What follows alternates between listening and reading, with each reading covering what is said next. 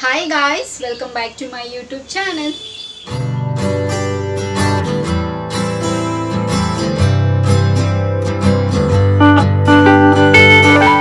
ಎಲ್ಲರೂ ಹೇಗಿದ್ದೀರಾ, ಚೆನ್ನಾಗಿದ್ದೀರಾ ಅಂತ ಭಾವಿಸ್ತಾ ನನ್ನ ವಿಡಿಯೋನ ನಾನು ಇವತ್ತು ಶುರು ಮಾಡ್ತಾ ಇದ್ದೀನಿ. ಸೊ ಹಾಗೆ ಇವತ್ತಿನ ವಿಡಿಯೋ ಥರ ಡಿಫ್ರೆಂಟ್ ಆಗಿರುತ್ತೆ. ಏನು ಅಂತಂದರೆ it's not like regular videos. Like yes of course ಒಂದು ವಿಡಿಯೋ ನಾನು ಈ ಬೇಸಿಸ್ ಮೇಲೆ ಮಾಡಿದ್ದೆ, ಸ್ಟಡಿ ಬೇಸಿಸ್ ಮೇಲೆ. ಸೊ ಇನ್ನು ಯಾರೆಲ್ಲ ನೋಡಿದ್ರು, ಸೊ ಇಲ್ಲಿ ಲಿಂಕ್ ಹಾಕ್ತೀನಿ. ಸೊ ಹೋಗಿ ಬೇಗ ಹೋಗಿ ಆ ವಿಡಿಯೋನ ನೋಡಿ, ಓಕೆನಾ.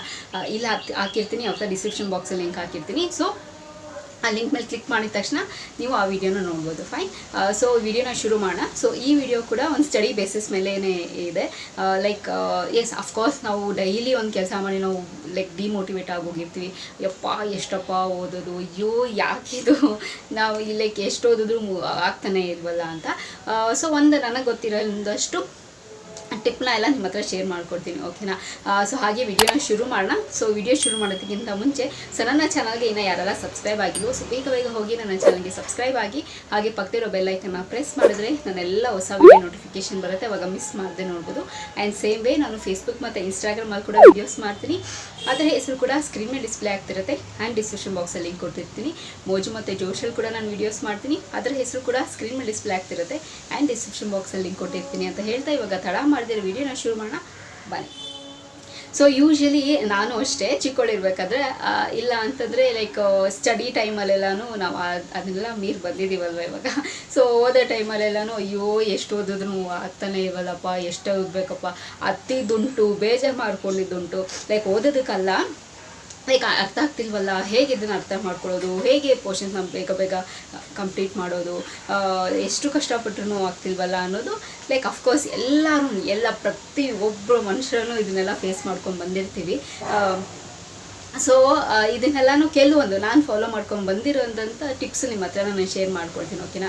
ಸೊ ಯೂಶ್ವಲಿ ನಾವೇನು ಮಾಡ್ತೀವಿ, ಸೊ ಎಸ್ ಅಫ್ಕೋರ್ಸ್ ನಾನು ಒಂದು ಸರ್ಟನ್ ಪೀರಿಯಡ್ ಆಫ್ ಟೈಮ್ ಎಲ್ಲನೂ ಒಂದ್ಸತಿ ಏನಾದರೂ ಯೂನಿಟ್ ಟೆಸ್ಟ್ ಬಂದಾಗ, ಅಥವಾ ಕ್ಲಾಸ್ ಟೆಸ್ಟ್ ಬಂದಾಗ, ಮಂತ್ಲಿ ಟೆಸ್ಟ್ ಬಂದಾಗ, ಎಕ್ಸಾಮ್ ಬಂದಾಗ ಕೆಲವೊಂದನ್ನು ಇಟ್ಕೊಳ್ತಿದ್ದೆ ಲಾಸ್ಟಲ್ಲಿ ಓದೋದು. ಸೊ ಅದು ನನಗೆ ತುಂಬಾ ಬರ್ಡನ್ ಆಗೋಗ್ತಿತ್ತು.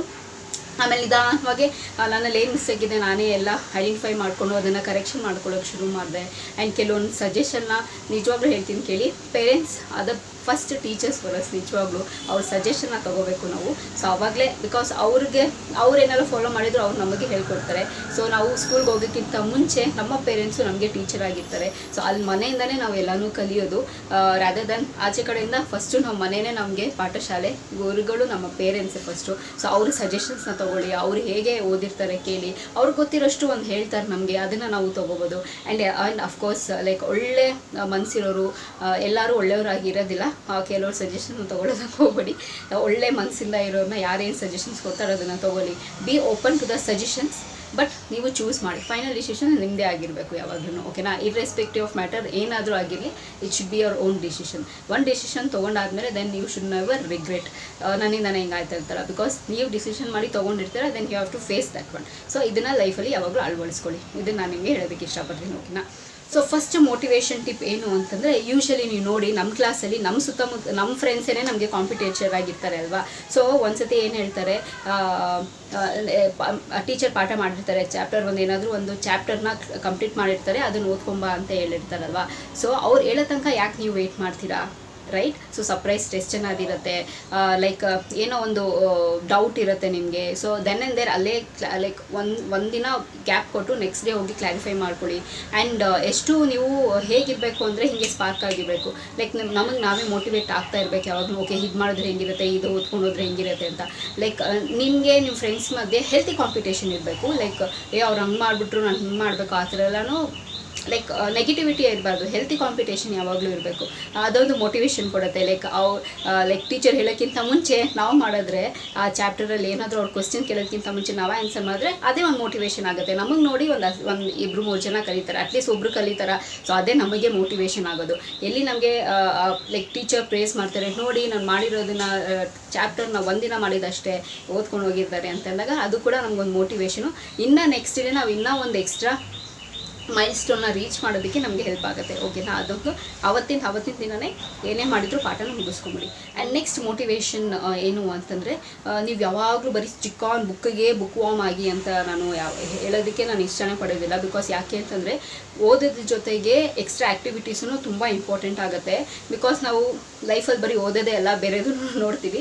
ಸೊ ನಾವು ಪ್ರಿಪೇರ್ ಆಗಬೇಕು. ಸೊ ಓದೋದಕ್ಕೂ ಸೈ, ಆ್ಯಕ್ಟಿವಿಟೀಸ್ಗೂ ಸೈ ಅಂತ ಇರಬೇಕು ನಾವು. ಸೊ ಹಾಗೆ ಒಂದೇ ಬುಕ್ ವಾರ್ಮ್ ಆಗಬೇಡಿ ಯಾವಾಗ್ಲೂ, ಅಥವಾ ಬರೀ ಓದೋದೇ ಇರಬೇಡಿ, ಬೇರೆ ಆ್ಯಕ್ಟಿವಿಟೀಸು ಮಾಡಿ. ಸೊ ಆವಾಗ ನಿಮಗಿನ್ನ ಓದೋದಕ್ಕೆ ಆ್ಯಕ್ಟಿವಿಟೀಸ್ ಮುಗಿಸ್ಕೊಂಡು ಓದೋಕ್ಕೆ ಕಮ್ ಬ್ಯಾಕ್ ಆದಾಗ ನಿಮ್ಗೆ ಫ್ರೆಶ್ ಮೈಂಡ್ ಇರುತ್ತೆ. ನೀವು ಏನಾದರೂ ಓದಿದ ತಕ್ಷಣ ಟಕ್ ಅಂತ ಹೀಗೆ ಹೋಗುತ್ತೆ ತಲೆಗೆ. ಇಲ್ಲಾಂದರೆ ನೀವು ಎಷ್ಟೇ ಓದಿದ್ರೂ ಆ ತಲೆಗೆ ಹೋಗೋದಿಲ್ಲ. ನಿಮ್ಗೆ ಏನಾದ್ರು ಪೇಂಟಿಂಗ್ ಇಷ್ಟ ಆಗುತ್ತಾ, ಪೇಂಟಿಂಗ್ ಮಾಡಿ, ಡ್ರಾಯಿಂಗ್ ಮಾಡಿ, ಇಲ್ಲ ಆಚೆ ಹೋಗಿ ಆಟಾಡಿ, ಫಿಸಿಕಲ್ ಆ್ಯಕ್ಟಿವಿಟೀಸ್ ಆಟಾಡಿ. ಯಾವಾಗಲೂ ಮೊಬೈಲಲ್ಲೇ ಕೂತಿರಬೇಡಿ. ಸ್ವಲ್ಪ ಮೊಬೈಲ್ ಬಳಕೆನ ಕಡಿಮೆ ಮಾಡಿ. ಟಿ ವಿನೂ ಅಷ್ಟೇ ನೋಡಿ, ಬೇಡ ಅಂತ ಹೇಳೋದಿಲ್ಲ. ಸೊ ಸ್ವಲ್ಪ ಕಡಿಮೆ ಮಾಡಿ, ಆಚೆ ಹೋಗಿ ಆಟಾಡಿ. ನಾವೆಲ್ಲ ಹಾಗೆ ಮಾಡ್ತಿದ್ರು. ಆಗಿನ ಕಾಲದಲ್ಲಿ ಸ್ಮಾರ್ಟ್ಸ್ ಫೋನ್ ಇರ್ತಿರ್ಲಿಲ್ಲ, ಟಿ ವಿ ಎಷ್ಟಂತ ನೋಡ್ತಿದ್ದೀರಾ. ಆವಾಗಿನ ಬರ್ತಿದ್ದಿದ್ದು ಕಾರ್ಟೂನ್ಸೇ ತುಂಬ ಚೆನ್ನಾಗಿರ್ತಿತ್ತು. ಬಟ್ ಇವಾಗ ಏನು ಚೆನ್ನಾಗಿಲ್ಲ, ನಿಜವಾಗ್ಲೂ ಹೇಳ್ತೀನಿ, ಟ್ರಸ್ಟ್ ಮೀ. ಸೊ ಈ 90s ಏನಿತ್ತು ಕಾರ್ಟೂನ್ಸ್ ಎಲ್ಲನೂ, ಅದನ್ನು ನೀವೆಲ್ಲ ಮಿಸ್ ಮಾಡ್ಕೊಳ್ತಿದ್ದೀರಾ. ಸೊ ನಿಮ್ಗೇನಾದರೂ ಅದು ಆಸಕ್ತಿ ಇದ್ದು ಇಂಟ್ರೆಸ್ಟ್ ಇದ್ದರೆ ಹೋಗಿ ಯೂಟ್ಯೂಬಲ್ಲಿ ಸರ್ಚ್ ಮಾಡಿ 90s ಕಾರ್ಟೂನ್ ಅಂತ. ಎಷ್ಟು ಚೆನ್ನಾಗಿರ್ತಿತ್ತು ಗೊತ್ತಾ, ತುಂಬಾ ಚೆನ್ನಾಗಿರ್ತಿತ್ತು. ಈಗಿನ ಬರ್ತಿರೋದು ಏನು ಇಷ್ಟನೇ ಇಷ್ಟ ಆಗ್ತಿಲ್ಲ ಆ್ಯಕ್ಚುಲಿ ಹೇಳಬೇಕು ಅಂತಂದರೆ. ಆ್ಯಂಡ್ ಇನ್ನು ನೀವು ಕಮ್ ಬ್ಯಾಕ್ ಆಗಿ ಫ್ರೆಶ್ ಆಗಿ ನೀವು ಬಂದು ಓದೋಕ್ಕೆ ಕೂತ್ಕೊಂಡ್ರೆ ತುಂಬಾ ಚೆನ್ನಾಗಿರುತ್ತೆ. ಓದೋದಕ್ಕೆ ಕ್ವಿಕ್ಕಾಗಿ ಹೋಗುತ್ತೆ ತಲೆಗೆ. ಓಕೆನಾ. ಆ್ಯಂಡ್ ನೆಕ್ಸ್ಟ್ ಪಾಯಿಂಟ್ ಏನು ಅಂತಂದರೆ, ನೀವು ಎಲ್ಲಾದರೂ ಕೂತ್ಕೊಳ್ತಿರಲ್ಲ, ನಿಮ್ಮ ಓದೋ ಕಡೆ ನೀಟಾಗಿ ಇಟ್ಕೊಳ್ಳಿ, ಆರ್ಗನೈಸ್ ಮಾಡಿ ಇಟ್ಕೊಳ್ಳಿ. ಆ್ಯಂಡ್ ಅಲ್ಲಲ್ಲಿ ಸ್ಟಿಕ್ ಆನ್ ಮಾಡ್ಕೊಳ್ಳಿ.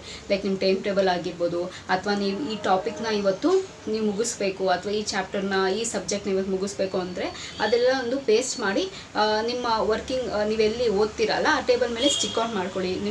ನಿಮ್ಮ ಗೋಲ್ನ ನೀವು ಸೆಟ್ ಮಾಡ್ಕೊಳ್ಳಿ. ಓಕೆ, ನಾನು ಇವತ್ತು ಇಷ್ಟನ್ನು ಸಿಲೆಬಸ್ನ ನಾನು ಕಂಪ್ಲೀಟ್ ಮಾಡಬೇಕು, ಅಥವಾ ನಾನು ಈ ಸಬ್ಜೆಕ್ಟ್ನ ಇವತ್ತಿಷ್ಟು ಓದಬೇಕು. ಸೊ ಅನ್ನೋದನ್ನು ನೀವು ಗೋಲ್ನ ಸೆಟ್ ಮಾಡ್ಕೊಳ್ಳಿ. ಆವಾಗ ನಿಮಗೆ ತುಂಬಾ ಈಸಿ ಆಗುತ್ತೆ. ಓಕೆನಾ. ಆ್ಯಂಡ್ ನೆಕ್ಸ್ಟ್ ಏನು ಅಂತಂದರೆ, ಲೈಕ್ ಒಂದಿನ ಒಂದೇ ಸಬ್ಜೆಕ್ಟ್ ಇಟ್ಕೊಂಡು ಕೂತ್ಕೋಬೇಡಿ. Like for example social studies ನಂಗೆ ಅರ್ಥ ಆಗುತ್ತೆ, ಅದನ್ನು ಸ್ವಲ್ಪ ಡೇಟ್ಸ್ ನಾವೆಲ್ಲ ರಿಮೆಂಬರ್ ಮಾಡ್ಕೋಬೇಕಾಗತ್ತೆ. ಆ್ಯಂಡ್ ಕೆಲವೊಂದನ್ನೆಲ್ಲ ನಾವು ಡೆಫಿನೇಷನ್ಸ್ ಎಲ್ಲನೂ ಬೈಟ್ ಮಾಡ್ಕೋಬೇಕಾಗತ್ತೆ. ಸೊ ಏನು ಮಾಡಿ ಅಂತಂದರೆ, ಸೋಷಲ್ ಓದಬೇಕು ಅಂದರೆ ಸೋಷಲ್ಗೆ 1 hour ಟೈಮ್ ಕೊಡಿ. ಆ್ಯಂಡ್ ಆದಮೇಲೆ ಮ್ಯಾಥ್ಸಿಗೆ 1 hour ಟೈಮ್ ಕೊಡಿ. ಒಂದು ದಿನಕ್ಕೆ 3 ಸಬ್ಜೆಕ್ಟ್ ಇಟ್ಕೊಳ್ಳಿ ಸಾಕು. ನೀವೆಲ್ಲನೂ ಒಂದೇ ದಿನ ಮಾಡಬೇಕು ಅಂದರೆ ಡೆಫಿನೆಟ್ಲಿ ಯಾರಿಗೂ ಆಗೋದೇ ಇಲ್ಲ ಅದು. ಸೊ ಎಂಥ ಅವ್ರು PhD ಮಾಡಿದ್ರೂ ಕೂಡ ಏನೂ ಆಗೋದಿಲ್ಲ. ಸೊ ಒಂದು ದಿನಕ್ಕೆ 2 ಸಬ್ಜೆಕ್ಟ್ನ ಇಟ್ಕೊಳ್ಳಿ, ಅಥವಾ 3 ಸಬ್ಜೆಕ್ಟ್ನ ಇಟ್ಕೊಳ್ಳಿ ಸಾಕು. ಸೊ 2 ಮೇನ್ ಸಬ್ಜೆಕ್ಟ್ ಇಟ್ಕೊಳ್ಳಿ, ಇನ್ನೊಂದು ಲೈಕ್ ಆ್ಯಕ್ಟಿವಿಟೀಸ್ ಥರ ಇಟ್ಕೊಳ್ಳಿ. ಲೈಕ್ ನಾರ್ಮಲ್ ಅಂತ, ಲೈಕ್ ನಾರ್ಮಲ್ ಡ್ರಾಯಿಂಗ್, ಪೇಂಟಿಂಗು, ಅಥವಾ ಬೇರೆ ಏನಾದರೂ ಹೋಮ್ವರ್ಕು. ಸೊ ಈ ಥರದನ್ನೆಲ್ಲ ಮಾಡ್ಕೊಳ್ಳಿ. ಸೊ ಈಸಿ ಆಗುತ್ತೆ ನಿಮಗೆ. ಸೊ ಡಿವೈಡ್ ಮಾಡಿ ಇಟ್ಕೊಳ್ಳಿ. ಸೊ ನಿಮಗೆ ಈಸಿ ಆಗುತ್ತೆ ಏನು ಓದಬೇಕು ಅಂತ. ಆ್ಯಂಡ್ ನೆಕ್ಸ್ಟು ಬರೆಯೋದನ್ನು ಪ್ರಾಕ್ಟೀಸ್ ಮಾಡ್ಕೊಳ್ಳಿ. ಅದು ಕೂಡ ಒಂದು ಮೋಟಿವೇಶನು. ಸೊ ಬರೆಯೋದನ್ನು ಪ್ರಾಕ್ಟೀಸ್ ಮಾಡ್ಕೊಳ್ಳಿ. ಇಂಪಾರ್ಟೆಂಟ್ ಇರೋದನ್ನು ಸೊ ಬರೆದಿಟ್ಕೊಳ್ಳಿ. ಅದು ಕೂಡ ಒಂದು ಮೋಟಿವೇಶನ್ ನಿಮಗೆ. ಓಕೆನಾ. ಆ್ಯಂಡ್ ಜಾಸ್ತಿ ಲೈಕ್ ಪಾಸಿಟಿವಿಟಿನ, ಲೈಕ್ ಕೋಟ್ಸ್ನ ಓದಿ. ಆ್ಯಂಡ್ ಒಳ್ಳೆಯದನ್ನು ಲೈಕ್ ಯಾವಾಗಲೂ ನೀವು ರಿಕಾಲ್ ಮಾಡ್ಕೊಳ್ತಾ ಇರಿ. ಆ್ಯಂಡ್ ಜಾಸ್ತಿ ಅದರಲ್ಲೇ ಇನ್ವಾಲ್ವ್ ಆಗೋದಕ್ಕೆ ಹೋಗಬೇಡಿ. ಸ್ವಲ್ಪ ರಿಲ್ಯಾಕ್ಸ್ ಆಗಿ, ರಿಫ್ರೆಶ್ ಆಗಿ, ಟೆಂಪಲ್ಸ್ಗೆ ಹೋಗಿ ಪಾಸಿಟಿವಿಟಿನ ತುಂಬ್ಕೊಳ್ಳಿ. ತುಂಬಾ ಈಸಿ ಆಗುತ್ತೆ. ಲೈಕ್ ಓದೋದೆಲ್ಲ ಏನು ಅಷ್ಟೊಂದೇನು ಕಷ್ಟ ಅಲ್ಲ. ಓದಬೇಕು, ಎಸ್ ಅಫ್ಕೋರ್ಸ್ ನಮಗೇನು ಇಷ್ಟ ಆಗುತ್ತೆ ಅದನ್ನು ಓದಿದ್ರೆ 100% ಹೇಳ್ತೀನಿ ಕೇಳಿ. ನಾವು ತಿಂಗಳಾಂಗಟ್ಲೆ ಓದಬೇಕು ಅಂತ ಏನಿರೋದಿಲ್ಲ. ಹಿಂಗೆ ಲೈಕ್ 1-2 ದಿನ ಮುಂಚೆ ಓದಿದ್ರೂ ಅಷ್ಟೇ ಓದ್ಬಿಡ್ತೀವಿ. ಆ್ಯಂಡ್ ಇನ್ನೊಂದು ವಿಷಯ ಏನು ಅಂತಂದರೆ, ಯಾವತ್ತೂ ಹೆಲ್ತಿ ಕಾಂಪಿಟೇಷನ್ ಇಟ್ಕೊಳ್ಳಿ. ಓಕೆನಾ. ಲೈಫಲ್ಲಿ ಹೆಲ್ತಿ ಕಾಂಪಿಟೇಷನ್ ಇಟ್ಕೊಳ್ಳಿ. ಅವರೇನೋ ಮಾಡಿಬಿಟ್ರು, ನಾವು ಅವ್ರಿಗೇನೋ ನನ್ನ ಕೈಯಲ್ಲಿ ಏನೂ ಆಗ್ತಿಲ್ಲ ಅಂತ ಗ್ರಜ್ ಇಟ್ಕೊಳ್ಳೋದಾಗಿರಲಿ, ನೆಗೆಟಿವಿಟಿನ ಯಾವತ್ತೂ ಸ್ಪ್ರೆಡ್ ಮಾಡ್ಕೊಳ್ಳೋದಕ್ಕೆ ಹೋಗ್ಬೇಡಿ. ಭಗವಂತ ನಮ್ಗೆ ಎಷ್ಟು ಕೊಟ್ಟಿರ್ತಾನೋ ಅಷ್ಟಲ್ಲೇ ನಾವು ಇರಬೇಕಾಗತ್ತೆ. ಲೈಕ್ ಎಕ್ಸ್ಟ್ರಾ ಮೀರಿ ಏನು ನಮ್ಮ ಕೈಲೂ ಮಾಡೋದಕ್ಕಾಗಲ್ಲ. ಸೊ ನಿಮ್ಮ ಕೈಲಿ ಎಷ್ಟಾಗುತ್ತೋ ಅಷ್ಟು ಓದಿ, ಅಷ್ಟನ್ನ ನೀವು ಕೊಡಿ, ನಿಮ್ಮ ಔಟ್ಪುಟ್ನ ನೀವು ಕೊಡಿ. ಆ್ಯಂಡ್ ಡಿಮೋಟಿವೇಟ್ ಅಂತೂ ಆಗೋದಕ್ಕೆ ಹೋಗಲೇಬೇಡಿ. ಬಿಕಾಸ್ ಓದೋದು ಒಂದೇ ಅಲ್ಲ ಲೈಫಲ್ಲಿ, ಅದನ್ನು ಬಿಟ್ಟು ಇನ್ನೂ ತುಂಬಾ ಇದೆ ಲೈಫಲ್ಲಿ. ಓದೋದು ಬರೀ ಒಂದು ಪಾರ್ಟ್ ಅಷ್ಟೇ ನಮ್ಮ ಜೀವನದಲ್ಲಿ, ಅದನ್ನು ಬಿಟ್ಟು ಜೀವನನೇ ತುಂಬಾ ಇದೆ.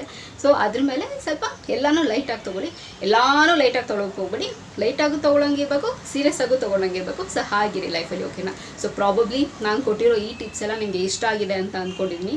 ಆ್ಯಂಡ್ ನೀವೆಲ್ಲ ಏನೆಲ್ಲ ಫಾಲೋ ಮಾಡ್ತೀರಾ ಅದನ್ನು ಕೂಡ ನನ್ನ ಕಮೆಂಟ್ ಬಾಕ್ಸಲ್ಲಿ ನೀವು ತಿಳಿಸ್ಬೋದು. ಪ್ರಾಬಬ್ಲಿ ಬೇರೆ ಯಾರಾದರೂ ನನ್ನ ವಿಡಿಯೋನ ನೋಡ್ತಿದ್ರೆ ಅಥವಾ ಕಮೆಂಟ್ಸನ್ನು ನೋಡ್ತಿದ್ರೆ ಬೇರೆಯವ್ರಿಗೂ ಹೆಲ್ಪ್ ಆಗುತ್ತೆ ಅನ್ನೋದು. ಓಕೆನಾ. ಸೊ ಹಾಗೆ ಈ ವಿಡಿಯೋ ಇಲ್ಲಿಗೆ ನಿಲ್ಲಿಸ್ತಾ ಮತ್ತೊಂದು ಚೆನ್ನಾಗಿರೋ ವಿಡಿಯೋ ಜೊತೆ ನಿಮ್ಮನ್ನ ಭೇಟಿ ಆಗ್ತೀನಿ. ಸೊ ಅಂಚಿಲ್ದೆ ನೀವೇನು ಮಾಡಬೇಕು, ಇಟ್ಸ್ ವೆರಿ ಸಿಂಪಲ್. ನಾನು ಯಾವಾಗಲೂ ಹೇಳ್ದಂಗೆ ನನ್ನ ಯೂಟ್ಯೂಬ್ ಚಾನಲಲ್ಲಿ ನನ್ನ ವೀಡಿಯೋಸ್ನ ನೋಡ್ತೀರಿ ಅಂತ ಹೇಳ್ತಾ, miss me and bless me and signing off. Bye.